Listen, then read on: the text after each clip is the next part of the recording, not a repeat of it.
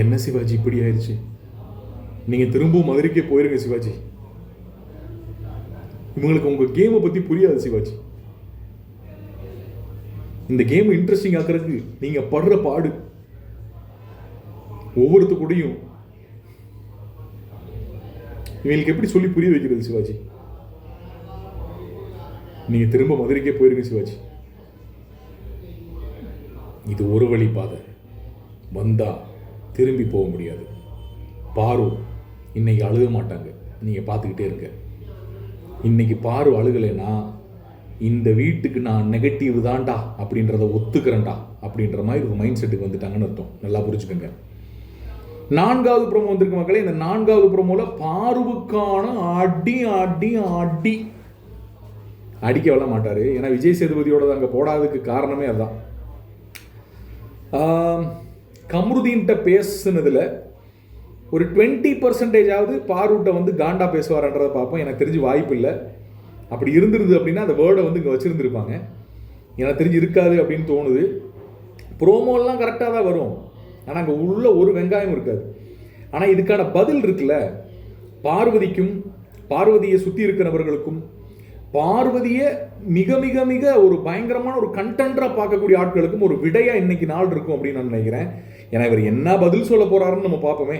கரெக்டா மக்களே? ஸோ பார்வதி கடைசி ப்ரோமோ இதுக்குமான லிங்க் மாறாது.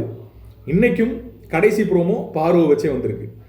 ஸோ பிபிடி முடிவு பண்ணிட்டாங்க, எல்லாரும் எக்ஸ்பெக்ட் பண்ணக்கூடிய ஒரு ஆளா இவங்களை வச்சு செய்யறதை நான் பார்க்கணும்டா அப்படின்னு எதிர்பார்க்கக்கூடிய ஒரு ஆளுடைய ப்ரோமோ தான் எப்பயுமே கடைசியாக வரும். அப்படி சனிக்கிழமை ராத்திரி கடைசியாக ஒரு ப்ரோமோ வருகிறது என்றால் நமக்கு மட்டும் இல்லை, வெளியே இருக்கக்கூடிய ஆட்களில் பொதுவாக வந்து பார்வதி செய்கை வாங்குறத இல்லாட்டி பார்வதியை வந்து விஜய் சேதுபதி வறுக்கிறத வந்து பார்க்கறதுக்காக பல ஆட்களும் காத்து கொண்டிருக்கிறார்கள் என்பது நிதர்சனமான உண்மை என்பது நமக்கு தெரிய வருகிறது மக்களை. ஸோ இதனால் நம்ம சொல்ல வருவது என்னன்னா, பாரு இல்லைனா பிபி நயன் இல்லை, பாரு தான் ரியலாக இருக்கிறாங்க. சபரி கேங் பிடிக்கல, அன்பு கேங் பிடிக்கல, இந்த கண்டஸ்டன்ஸை கம்பேர் பண்ணாதீங்க, இவங்களுக்கு அவங்க பரவாயில்ல, அவங்களுக்கு இவங்க பரவாயில்ல அப்படின்னு ஏகப்பட்ட விஷயங்கள் இருக்கு இல்லையா? அந்த மாதிரி இருக்க ஆட்களுக்கு இன்னைக்கான எபிசோடு ஒரு விடையா இருக்குமா அப்படின்றத நம்ம பார்ப்போம். பாரு மட்டும்தான் இங்க ரியல், இருமுகம் இல்லை, பாருக்கு மட்டும்தான் இங்க ஒரே முகம் இருக்கு அப்படின்னு சொல்ற ஆட்களுக்கெல்லாம் நம்ம தோணியில நம்ம வந்து இன்னைக்கு எபிசோட் முடிஞ்சதுக்கப்புறம் பதில் சொல்லுவோம். என்ன சொல்றாரு அப்படின்றத முதல்ல பார்த்துக்குவோம். பாருக்கு வந்து இரு முகங்கள் கிடையாது. பாருவுடைய முகங்களை இவங்க அடக்க முடியாது, எண்ணில் அடங்காதது. இந்த அகராதிக்குள் வராத ஒரு ஒரு ஒரு பயங்கரமான ஒரு கண்டஸ்டன்ட் பாருன்றவங்க. இவங்களுக்கு உங்களை புரியாது சிவாஜி, இவங்களுக்கு உங்களை புரியாது. நீங்க திருப்பி மதுரைக்கே போயிருங்க சிவாஜி. பாரு வந்து அவங்கள மாதிரி சூப்பர் பிளேயர், பாரு இவங்கள மாதிரி சூப்பர் பிளேயர் அப்படின்னு இவங்களுக்கான சப்போர்ட் ஜாஸ்தி தான் ஆகும். நீங்க பாருங்க, இந்த சீசன் பாரு தான் கண்டென்ட், ஃபயரு. நெகட்டிவிட்டியை கிரியேட் பண்றதுக்கு பேர் கண்டென்ட் இல்லை, சுவாரஸ்யப்படுத்துறன்ற பேர்ல எல்லாரு மேலே வன்மத்தை கக்கிறதுக்கு பேர் கண்டென்ட் இல்லை, மனசுக்குள்ள ஒன்று வச்சுக்கிட்டு வெளியே ஒன்று பேசுறதுக்கு பேர் கண்டென்ட் இல்லை. இங்க இருமுகம் கொண்டவர்கள் யார் அப்படின்னு நினைக்கிறீங்க? பாரு தான். திவாகர் கூட நடக்கணும் அப்படின்னு சொல்லும் போது அவங்க வந்து முடியாதுன்னு சொன்னது எனக்கு ரொம்ப ஒரு மாதிரி இருந்துச்சு சார். ஏன் திவாகரை வந்து முதல் வாரத்துல இருந்து கூடயே வச்சுக்கிட்டு இருந்துட்டு உனக்காக நான் எல்லாம் சொல்லுவேன்னு செஞ்சுட்டு கடைசியில ஒரு டாஸ்க்ல கூட நடக்கிறதுக்கு அவங்க வந்து ஒரு விஷயம் சொன்னாங்கல்ல, அதை பாருவுடைய பிஆர்கள் எப்படி வந்து நியாயப்படுத்த போறாங்கன்றது தெரியல. பொறுத்திருந்தா பார்க்கணும். துஷாரெல்லாம் பேசலாமா, துஷாரெல்லாம் பண்ணலாமா, துஷாரெல்லாம் ஒரு கண்டென்ட்ரா, துஷாரெல்லாம் ஒரு இதா, இந்த பிக் பாஸ் ஷோன்றது பேசுறது தான். அட்லீஸ்ட் துஷார் இப்போவாது பேச ஆரம்பிக்கிறாரு, அதுல வந்து எனக்கு சந்தோஷம். இன்னொரு பெர்ஸ்பெக்டிவ்ல நம்ம சொல்லணும்னா என்ன சொல்றது, இந்த ப்ரோமோ இந்த கண்டென்ட் இதெல்லாம் தாண்டி பார்வதி வந்து ஒர்த்தா இல்லையா, இந்த சீசன் அவங்கள வச்சு நகர்த்தலாமா வேண்டாமா அப்படின்னு பிக் பாஸ் வீட்டுக்குள்ள இருக்கக்கூடிய ஆட்கள்லாம் ஆல்ரெடி முடிவெடுத்திருப்பாங்க. நெகட்டிவா ஒரு போர்ட்ரை ஆயிடுச்சு அப்படின்னா இவங்களை வந்து கண்டிப்பா ஈஸியா ஒரு 50-60 நாள் வரைக்கும் கொண்டு போயிடலாம் அப்படின்ற முடிவு அவங்க எடுத்திருப்பாங்க. இதை பார்வதி அக்செப்ட் பண்ணிக்கிட்டாங்கன்னா நான் முன்னாடியே சொன்ன மாதிரி இன்னைக்கு அழுக மாட்டாங்க. இன்னையிலிருந்து கேம் ஆரம்பம்.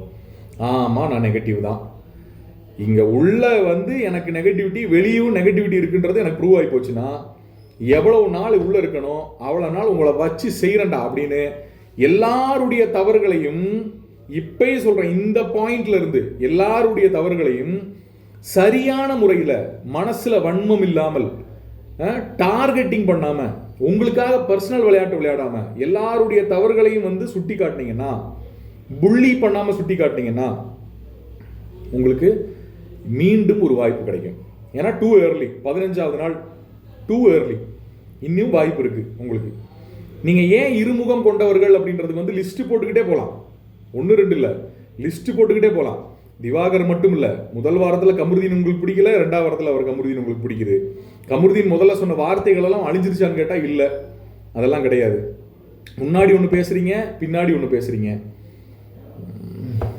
எப்படி சொல்றது, யூஸ் இல்லை உங்களுடைய இந்த விளையாட்டு. இப்படி போகிற விளையாட்டு வந்து யூஸ் இல்லை. ஸோ பார்வதிக்கான ரோஸ்ட் அப்படிங்கிறது எப்படி இருந்துச்சு அப்படின்றத நம்ம வந்து ஃபுல் எபிசோடில் தான் பார்க்கணும். ஏன்னா இவங்களை வந்து நம்ப முடியாது. அதனால சொல்கிறேன், இந்த compared to other contestants Parvathi is great அப்படின்லாம் சொல்லக்கூடிய ஆட்கள் வந்து பொறுமையாக இருங்க. ஏன்னா வந்து திருப்பி இனி அவங்களுக்கு வந்து வாய்ப்பு கொடுக்கப்படும் நினைக்கிறேன். அவங்களே வெளியே தூக்கிருங்கடா, பார்வதியும் வாய் அடைச்சிருங்கடா, அப்போ பிக் பாஸை சும்மாவே பார்க்கலாம்டா அப்படின்னா, என்னமோ பார்வை இருக்கிறனால பிக் பாஸை ஃபுல் டைம் பார்க்க முடியும்னு இல்லை. போன வாரம் பூராமே பாதி நேரம் இவங்க உட்காந்து கேமராட்ட புலம்பிட்டு இருக்கிறத பார்க்க முடியாம இதை ஆஃப் பண்ணவங்க பல பேர் இருப்பாங்க. அப்படி யாராவது இருந்தீங்கன்னா கமெண்ட்ல போட்டு விடுங்க. பார்வதி இருக்கிறத பார்க்க முடியாத ஒரு விஷயம்.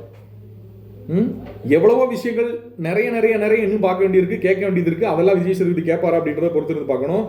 பாரு இன்னைக்கு புலம்பவில்லை என்றால் அவங்க அக்செப்ட் பண்ணிக்கிட்டாங்க, ஆமா நான் நெகட்டிவ் தான், இருக்கிற வரைக்கும் உங்களை வச்சு சேரண்டா அப்படின்னு அக்செப்ட் பண்ணிக்கிட்டா தாறுமாறா இருக்கும்.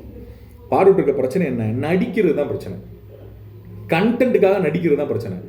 இந்த ஸ்பாட்ல கூட ஆரம்பிச்சு ஆமாடா நெகட்டிவ் நான் வச்சு செய்கிற எல்லாத்தையும் நான் பர்சனலாக தான் விளையாட வந்திருக்கேன் அப்படின்னு விளையாண்டால் சூப்பராக இருக்கும். ஸோ உங்கள் கருத்துக்கள் என்ன அப்படின்றத கமெண்ட் செக்ஷனில் பதிவு பண்ணுங்க. திவாகருடைய மேட்டரை தாண்டி இப்போ இவர் சொல்கிற ஒரு பாயிண்ட், இவங்க பாசத்தை பொழியிறாங்க அப்படின்றத நம்ம பல தடவை முன்னாடி சொல்லியிருக்கோம். அவங்களுக்கு யார் யார் தேவையோ அவங்க மேலே பாசத்தை பொழிவாங்க அப்படின்னு தெரியும் பாரு. யார் வேண்டாமோ அவங்க மேலே பாசத்தை பொழிய மாட்டாங்க, உடனே வந்து கட் பண்ணி விடுவாங்க, பிளாக் லிஸ்ட்டும்பாங்க அப்படிமா. இந்த பிளாக் லிஸ்ட்டுக்கு பாருக்கு இருக்க பிளாக் லிஸ்ட்டில் என்ன ஒரு விஷயம்னா, கண்டென்ட் கிடைக்கும், தன்னால் அங்கே பெர்ஃபார்ம் பண்ண முடியும், கேமரா ஸ்பேஸ் கிடைக்கும் அப்படின்னா அந்த பிளாக் லிஸ்ட் உடனே வந்து அன்பிளாக் ஆகிடும், உடனே கால் போக ஆரம்பிச்சிடும். அது அன்லிமிட்டட் காலாக போகும். ஒரு கால் வந்து ஒரு கேமரா முன்னாடி உட்காந்து ஒரு 3 மணி நேரம் கால் பேசுகிறாங்க. ஸோ பாருடைய திறமைக்கு, அசாத்திய திறமைக்கு இந்த இடம் சரிப்பட்டு வராதுன்னு நான் நினைக்கிறேன். பாரு ஒன்று ஏற்றுக்கிட்டு இவங்க எல்லாத்தையும் வச்சு செஞ்சுட்டு நீங்கள் மதுரைக்கே போயிருங்க பாரு, இவங்களுக்கு உங்கள் வேல்யூ புரியல பாரு.